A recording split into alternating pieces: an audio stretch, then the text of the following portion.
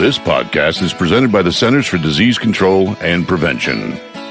Welcome to Shift into Better Health, the National Diabetes Prevention Program's podcast series for Lifestyle Change Program enrollees. For folks who want to improve their health, have more energy, and prevent type 2 diabetes, heart disease, and stroke. The Lifestyle Change Program is proven to work. I'm your host, Captain Jack, radio personality and former professional truck driver. Each episode in this series is led by drivers for drivers and will cover a topic from the National Diabetes Prevention Program's Lifestyle Change Program. We'll talk about how to tackle challenges professional drivers face so you'll arrive at your destination a healthier you, faster and easier. In the last podcast, we talked about building a support system. This time, we'll focus on how to transform unwanted habits into healthy ones. These are habits you choose to do less of when you started to make healthy lifestyle changes. We'll discuss what to do if you don't feel quite as motivated once you do reach your goals. My guest is Tanya Jollett. She's a registered dietitian who understands the unique challenges drivers face. That's because her brother has been one for more than 25 years. Lifestyle change is a process, and it can feel like work sometimes. But when we celebrate milestones along the way, it gives us a chance to reflect on what we're doing well and recognize where we still need to do some work. And then after we've identified those areas, then we can set new goals.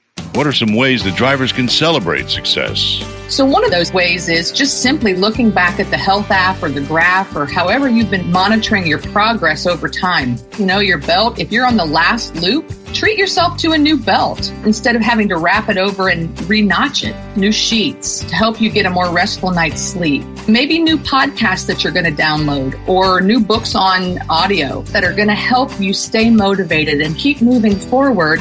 Look at pictures then and now. I don't know if you've ever seen on social media where people do a before and an after. Do a before and an after of yourself. It's really important to look back and recognize where you've been and where you are now to see the progress. Remember when you were out of breath just doing your pre-check and your post-check of your truck. Remember how hard it was for you to get under there. Remember how hard it was to crank and put down the lift. Yeah, so when I lost that 40 pounds, I felt more energetic. You mentioned that it's easy to feel less motivated and slide back into old unwanted habits from before. Why is that? There's a lot of twists and turns. You want to think about it like driving through a mountain pass. It's back and forth and it's continuing climb, but it's a slow climb with an uphill grade. It's constant and you're waiting for that place to flatten off. And then as soon as it flattens off, you start to just go back to old habits instead of preparing yourself for the next climb and the next bend and the next turn. All right, so what should drivers do if they're bored and start to slide backwards? You might be bored walking in circles around your truck. So you might have to think, if I go to a rest area that's got a pretty big area, I could walk around that rest area and do that 4 times instead of walking around my truck 15 times. Think about how to change it up to make it so that your mind is engaged. That keeps you from being bored. How about tips for staying motivated when the group meets less often than it used to? Talking it out with friends and family and your health coach is a way to help you. So maybe you want to get one of those apps and you want to actually get into a competition with another driver within your own company or another company.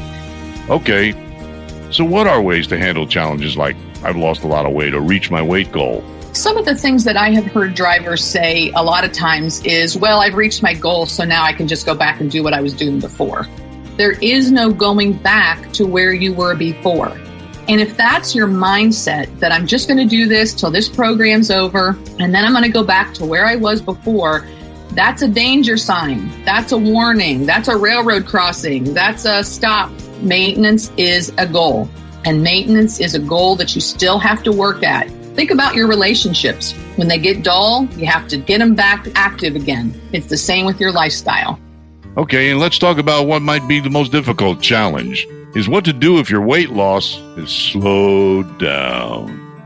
You have to change up and build more muscle. You have to burn more calories, but in different ways. So you don't have to walk longer. You have to do more high intensity to get that burn going faster.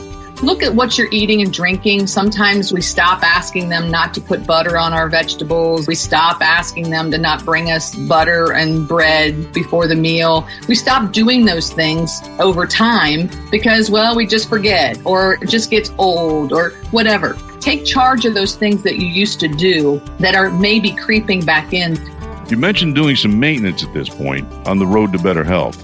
Think about how you get to that level off period. Well, think of that as maintenance, not as going back, not as sliding back. If you were driving and you started going backwards, you would slam on the brakes, get yourself reset, get refocused, and then start that slow climb again. So you've also talked about setting new weight and activity goals for the next 6 months. What else do drivers need to know? One of the goals people really don't give enough credence to, and a health coach can remind you of, is maintenance is a goal. If you have lost 25 pounds, it still takes work to maintain that loss. Sometimes that's where we get off track, and that's where a health coach can really help you, telling them what you're feeling, telling them that you feel stagnant. It feels like work. It's not fun anymore. That's really good advice right there. What do you suggest if there's a major life or hardship that gets drivers off track? Take a deep breath and become mindful about the hardships that you're facing. Divorce is hard. Death is hard. Medical emergencies, pain, those things are all very real and they're stress producing. And that stress makes it more difficult to lose weight, to stay on track with goals. Talk to somebody. Let them know how hard it is for you. Let them know that you're having trouble and figure out what you can do to take positive steps forward. Punching a punching bag, that could be a new way for you to let out some of that stress. Maybe if you've been trying to lose 2 pounds, you just need to back it off and either make the goal maintenance or make the goal 1 pound. If you were walking 4 miles and you just don't have the emotional energy to do that, then maybe you just back it off to 2. Seek out a counselor or talk with a health coach to help you see the possibilities, to help you figure out how that you can work through the pain and you can work through the hurt of the situation and still be successful in work and in life. Thanks, Tanya. Next, we're going to hear from 2 guest drivers who called in with their suggestions on what to do if you don't feel quite as motivated once you reach your goals. First is Tony, who hit his goals by keeping food in the truck and using that trucker grit and determination. You are the person. You will always have the control because you're making your own decision out there. Even though you're persuaded with advertising and everything else, it's ultimately up to you to eat healthy, to stay active, to lose weight, and to manage stress. And here is Jamard, who tries to exercise more often and use a resistance band every other day. When my weight loss has slowed down, I burn more calories.